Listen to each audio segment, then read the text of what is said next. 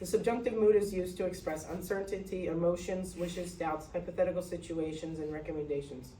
Unlike the indicative mood, which states facts, the subjunctive is used when something is not certain or real. So an example of the indicative is the sentence ella tiene dinero. An example of a subjunctive sentence could be yo dudo que ella tenga dinero. So to remember the subjunctive indicators, we have the acronym WEIRDO. So W, wishes and desires. Stuff like desear would indicate wishes and desires. Emotions,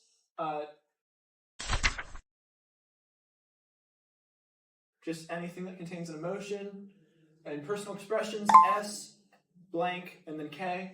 Recommendations, recomiendo, yo recomiendo, would be I recommend. Doubt denial, dudar.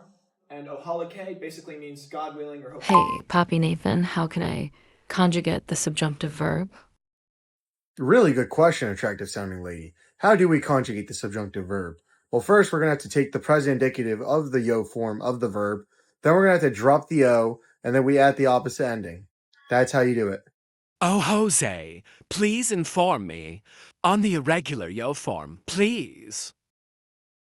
So when conjugating irregular yo form verbs in the subjunctive, what you're going to want to do is you're going to want to start with the present indicative yo form of the verb. So for hacer, it would be go.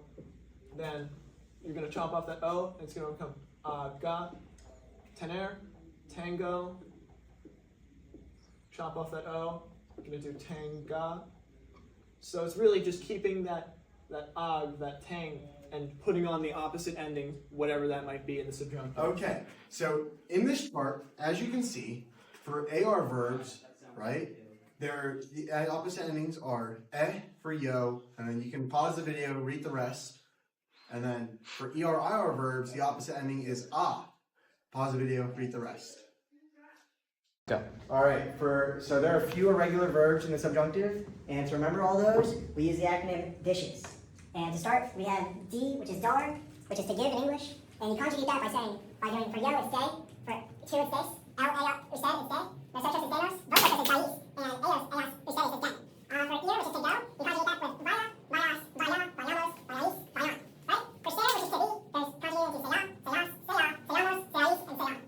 For hacer, which is there is, you conjugate that into allá, allás, allá, allamos, alláis, allá. Right? For estar, which is also to be, it's conjugated into estés, estemos, estáis, and estén. But don't forget to put the accent mark on the end of it, on the second E, except for nosotros estemos.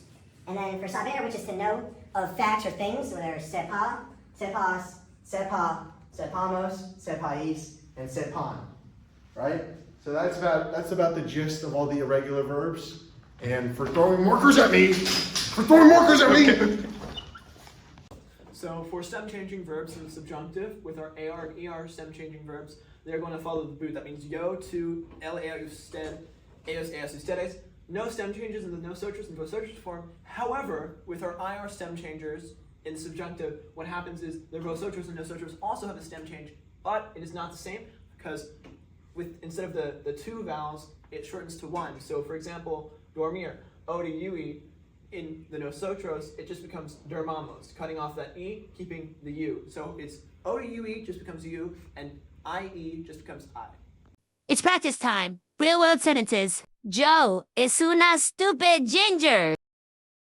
1. Because Joe is a ginger. I doubt that. He has a soul. 2. I am sad that Joe is a ginger from the sacred lands of Gingerland. 1. Yo dudo que haya un gato en la clase. 2. Les recomiendo que ellos aprendan el subjuntivo. 3. Porque José es pelirrojo. Es posible que José no tenga alma.